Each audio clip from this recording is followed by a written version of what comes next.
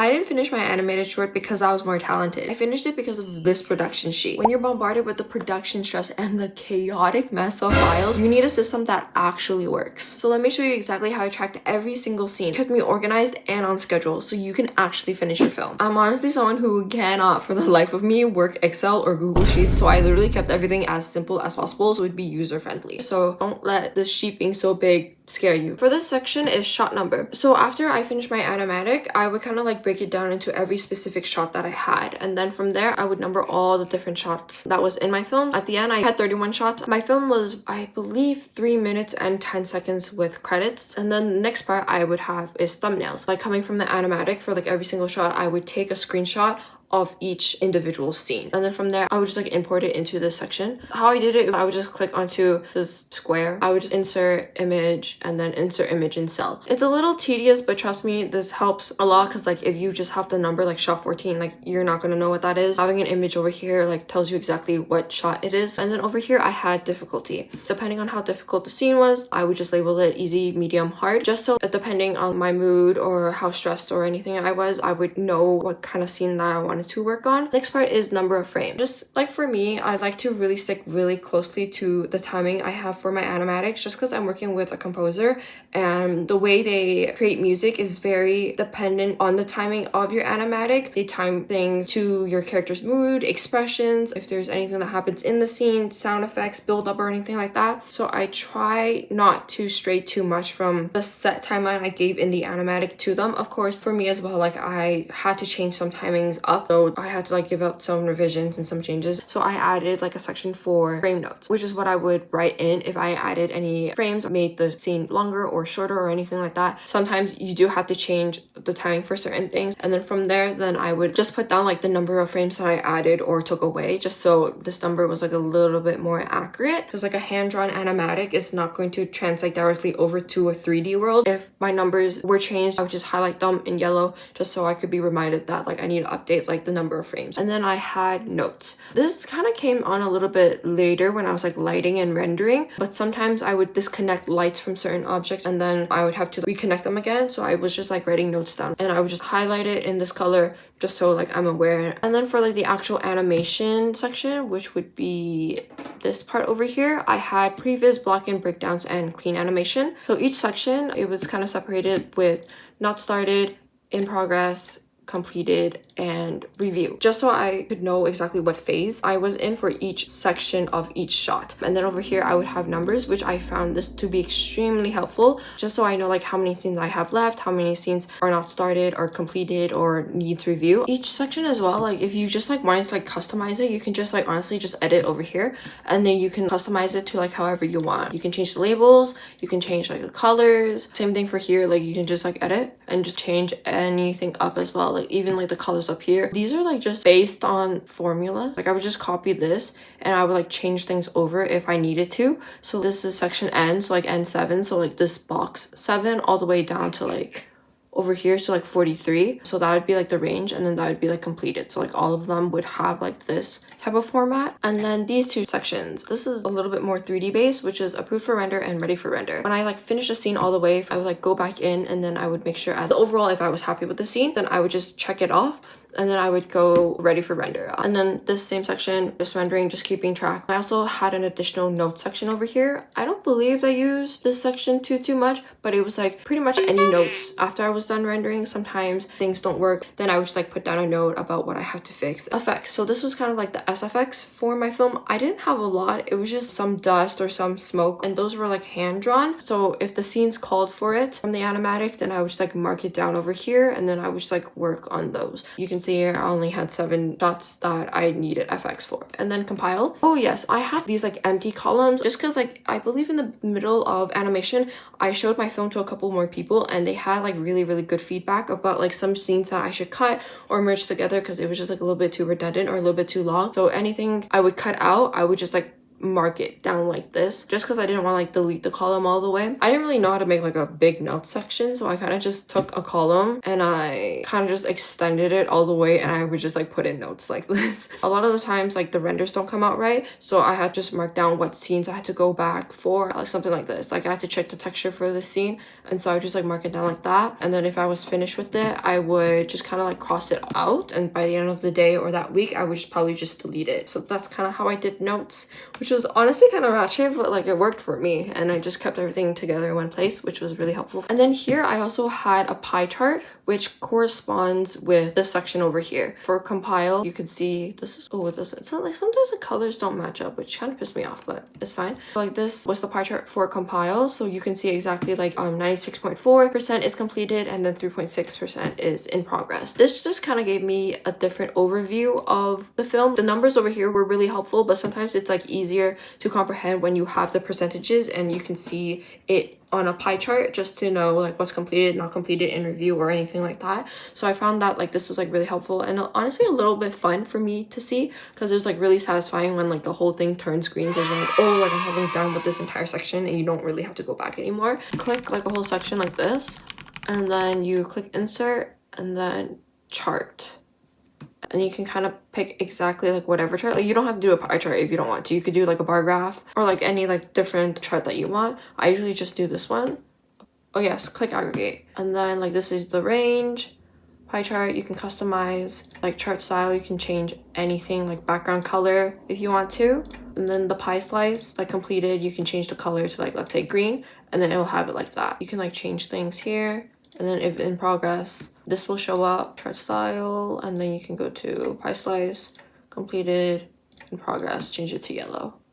And you can kind of have it like that. So like that's kind of how you make charts. So Notion is exactly what I used for my general tracker, just so I had like a more general viewpoint of how my film was doing and if I was keeping everything on schedule. If you saw my previous video, I talked about how important it was to set a general goal for your film. So for me, I wanted to make a film with like a lot of different environments with a lot of different lighting and compositing. You can kind of see from my banner over here. And then another point that I wanted to set was to make something enjoyable and fun, because you spend 8 months on it, you want to be doing something that you like. I just added a quote, just, you know, for shits and giggles. And this is a little bit of my inspo board. I just put in like my main inspirations just to kind of keep me like inspired. Then over here I had my deadlines, and if you saw from previous video, we didn't really had an extensive sheet that like told us everything that was due. It was kind of just based on our mentors and whatever deadlines they would give us for that week, so we didn't really have main deadlines, which is why I don't have much stuff over here. But I did put down the most important deadlines like once we were able to find out what they were, and some extra things. These are just like really old stuff. So like,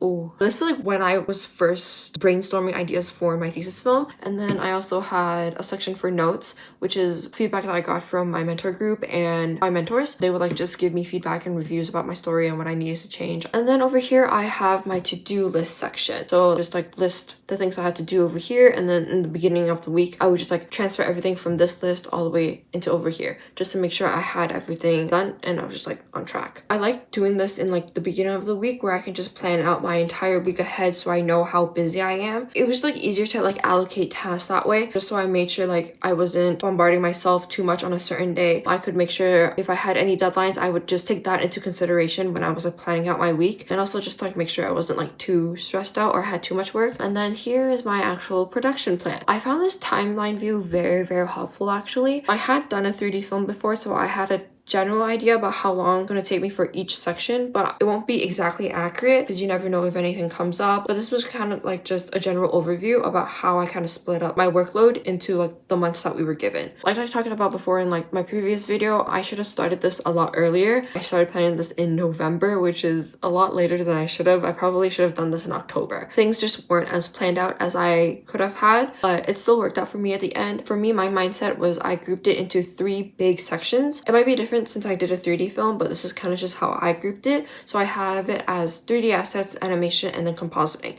And then through these big branches, I sectioned it out even further just to keep me a little bit more on track, because I find that time you allocate for each section, if it's a little bit too broad, I find that it's a little bit hard to comprehend if you are on track or not on track. Let's say for animation, I have 2 months. If I'm on like week 2 or week 3, I feel like I have a lot of time left.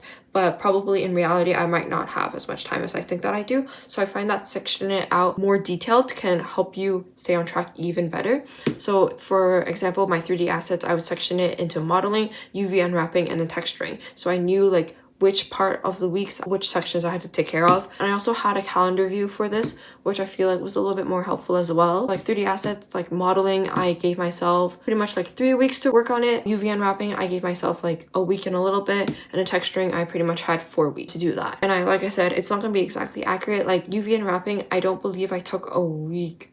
I think I probably took like 3 or 4 days, and then from that on I had like 4 days left. At that point I could have started texturing earlier, or if there were anything that I wanted to go back to fix, I had a little bit of a buffer time. And this section, it's kind of similar to like my weekly to-do list, but it's a little bit more detailed for like the specific things that I had to get done. So pretty much when I had finished my story, I kind of like went through everything in my story and kind of like wrote down a list about everything that I needed to accomplish.